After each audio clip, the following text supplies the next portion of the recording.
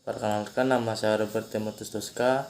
Saya dari kelas 11 IPA 1 ingin menjelaskan tentang peristiwa sekitar proklamasi 17 Agustus 1945.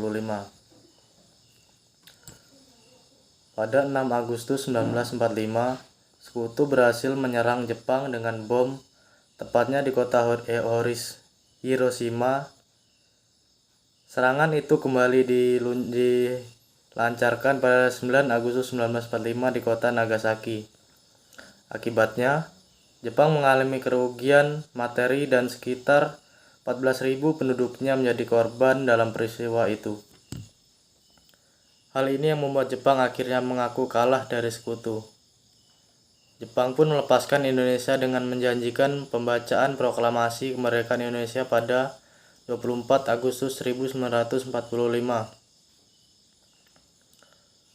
Setelah BPUPKI, rakyat Indonesia kembali membentuk Panitia Persiapan Kemerdekaan Indonesia atau PPKI. Tugas panitia tersebut memang untuk mempersiapkan segala hal menyambut kemerdekaan Indonesia. PPKI diketuai oleh Soekarno dan diwakili Muhammad Hatta, serta beranggotakan 21 orang dengan perwakilan dari tiap provinsi Indonesia saat itu. Setelah pulangnya Soekarno, Muhammad Hatta, dan Rajiman Weddiodiningrat dari Vietnam, golongan muda yang terdiri dari Sultan Syahrir dan Darwis mendesak pertemuan untuk segera melangsungkan kemerdekaan Indonesia. Namun, golongan tua ingin memikirkan strategi yang lebih matang sebelum melangsungkan kemerdekaan. Mereka tak ingin terburu-buru mengambil keputusan. Tak sepakat, golongan muda pun menculik Soekarno dan Muhammad Hatta ke Rengas Dengklok, Karawang pada 16 Agustus 1945. Dini hari pukul 3.00 WIB. Lalu terjadilah kesepakatan antara golongan tua yang diwakili Soekarno, Muhammad Hatta, dan Ahmad Subarjo dengan golongan muda tentang kapan proklamasi akan dilaksanakan. Saat sudah menemukan titik tengah antara golongan muda dan tua, akhirnya dibentuklah perumusan teks proklamasi.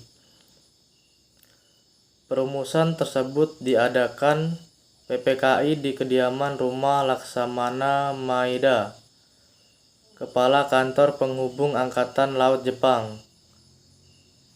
Rumah beliau dianggap menjadi tempat paling aman untuk melakukan perumusan teks proklamasi. Sementara teks proklamasi yang ditulis Soekarno diketik langsung oleh Sayuti Melik.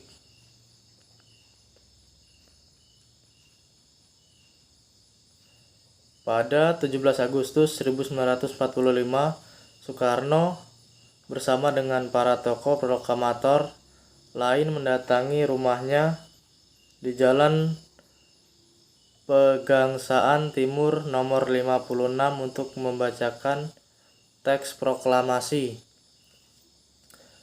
Prosesi tersebut berjalan dengan lancar dengan beberapa susunan acara lainnya seperti pengibaran bendera merah putih oleh Latif dan Suhud. Bendera merah putih dijahit oleh istri Soekarno, Fatmawati, kemudian dilanjutkan dengan sambutan oleh dua wali kota terkemuka saat itu, Suwiryo dan Muwardi.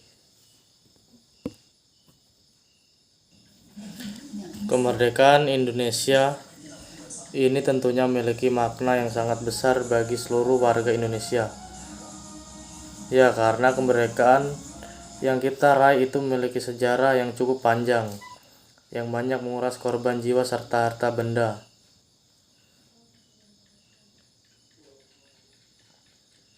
Awal mulanya dimulai dari berita dijatuhkannya bom tepat di dua kota, yaitu Nagasaki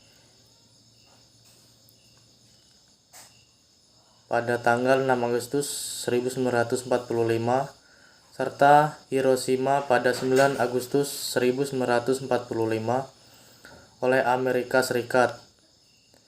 Ya, kedua peristiwa tersebut yang membuat Jepang menyerah kepada Amerika beserta sekutunya.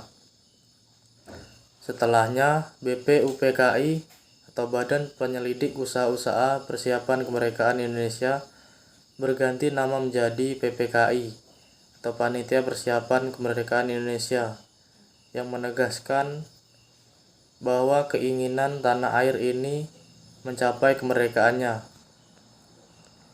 Soekarno, Muhammad Hatta sebagai pemimpin PPKI bersama Rajiman Weddiodiningrat sebagai mantan ketua BPUPKI diterbangkan ke Dalat atau 250 km di timur laut Saigon,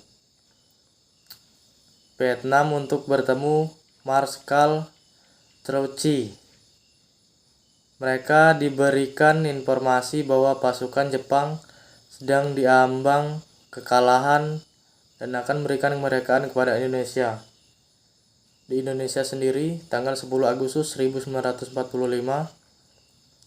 Sultan Syahrir telah mendengar berita melalui radio bahwa Jepang telah menyerah kepada sekutu. Syahrir mengetahui hal tersebut melalui siaran radio luar negeri yang ketika itu terlarang.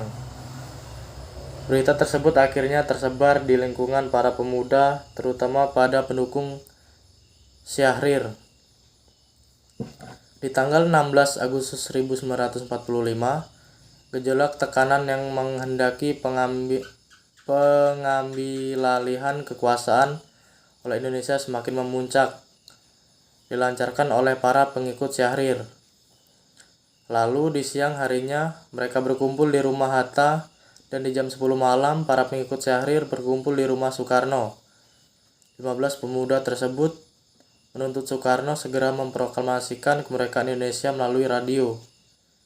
Disusul pengambilalihan kekuasaan.